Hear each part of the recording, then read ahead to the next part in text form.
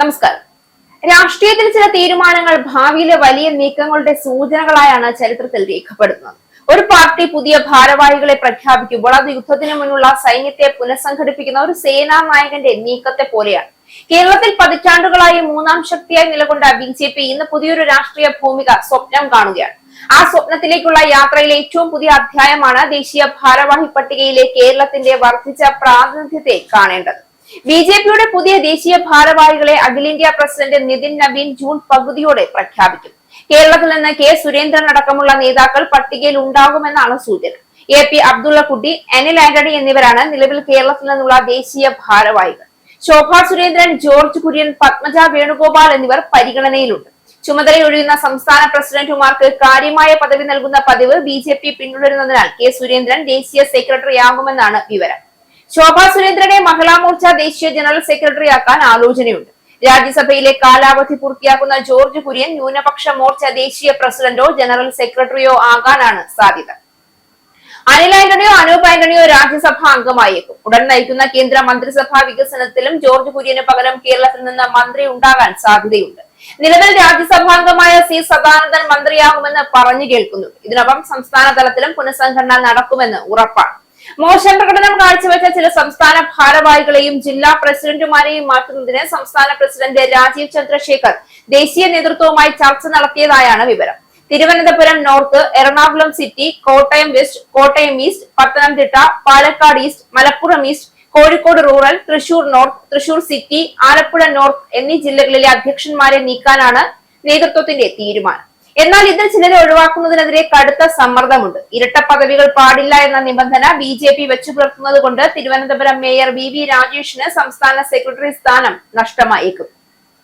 ശോഭാ സുരേന്ദ്രൻ ദേശീയ നേതൃത്വത്തിലേക്ക് പോയാൽ ഒരു സംസ്ഥാന ജനറൽ സെക്രട്ടറി സ്ഥാനവും ഒഴിവുവരും.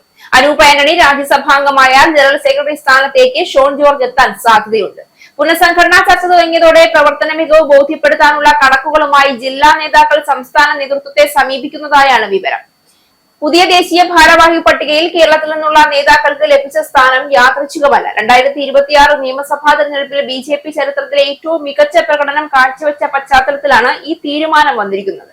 കേരളത്തിൽ പാർട്ടിന് വെറും സാന്നിധ്യമല്ല, ഭാവിയിൽ അധികാര സമവാക്യങ്ങളെ സ്വാധീനിക്കാൻ കഴിയുന്ന ശക്തിയാണെന്ന സന്ദേശമാണ് ദേശീയ നേതൃത്വം നൽകാൻ ശ്രമിക്കുന്നത്. ഈ നിയമനങ്ങളുടെ പിന്നിലെ പ്രധാന രാഷ്ട്രീയ ലക്ഷ്യം കേരളത്തിലെ സംഘടനാ അടിത്തറ കൂടുതൽ ശക്തിപ്പെടുത്തുക എന്നതാണ്. വർഷങ്ങളായി ബി.ജെ.പിയുടെ ഏറ്റവും വലിയ വെല്ലുവിളി വോട്ടുകളെ സീറ്റുകളാക്കി മാറ്റാൻ കഴിയാത്തതായിരുന്നു. എന്നാൽ കഴിഞ്ഞ തിരഞ്ഞെടുപ്പിൽ ലഭിച്ച മുന്നേറ്റം പാർട്ടിക്ക് ആത്മവിശ്വാസം നൽകിയിട്ടുണ്ട്. അതിനാൽ കേരളത്തെ ഇനി പരീക്ഷണശാലയായല്ല, വികസന സാധ്യതയുള്ള രാഷ്ട്രീയ വിപണിയായി കാണുന്ന സമീപനമാണ് ദേശീയ നേതൃത്വത്തിനുള്ളത്. മറ്റൊരു പ്രധാന ലക്ഷ്യം കേരളത്തിലെ സാമൂഹിക സമവാക്യങ്ങളെ കൂടുതൽ ആഴത്തിൽ സ്വാധീനിക്കുകയാണ്. ന്യൂനപക്ഷങ്ങൾ, യുവാക്കൾ, പ്രൊഫഷണൽ വിഭാഗങ്ങൾ, നഗര മധ്യവർഗം എന്നിവരിലേക്ക് കൂടുതൽ സ്വാധീനം വ്യാപിപ്പിക്കാതെ കേരളത്തിൽ വലിയ മുന്നേറ്റം സാധ്യമല്ല എന്ന് ബി.ജെ.പി. തിരിച്ചറിഞ്ഞിട്ടുണ്ട്. അതുകൊണ്ട് തന്നെ സംഘടനാ പുനഃസംഘടനകളിലും ദേശീയ ഭാരവാഹി നിയമനങ്ങളിലും വിവിധ മേഖലകളെ പ്രതിനിധീകരിക്കുന്ന മുഖങ്ങളെ മുന്നോട്ട് കൊണ്ടുവരാനുള്ള ശ്രമം പ്രകടമാണ്.